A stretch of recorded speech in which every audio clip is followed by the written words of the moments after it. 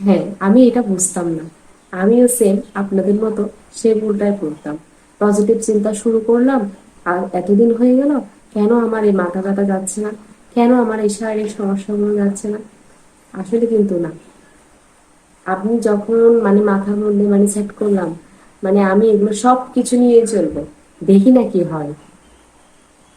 আসলে সেদিন থেকে আমি রিকভার, এরপর আমি ভালো হয়ে গেছি।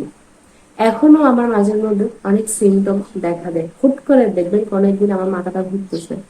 তো ঘুরুক না, এখন তো আমরা ভয় পাই না, তখন তো আমি ভয় পেতাম।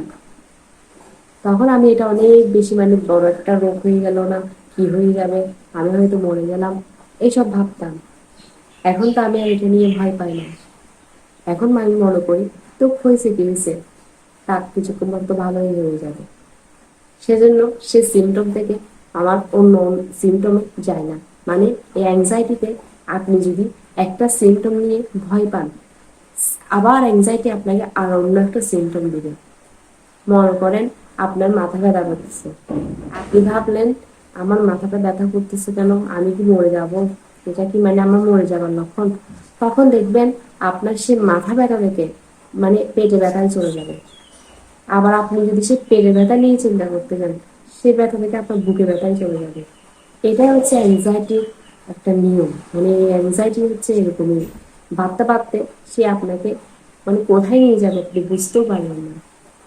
তাই যখনই আপনার সেই মাথা ব্যথা করবে, তখনই আপনি মাথার মধ্যে আনবেন এটা তো একটা অ্যাংজাইটির কারণ হচ্ছে, আমি জানি এটা কিছুক্ষণ পর ভালো হয়ে যাবে।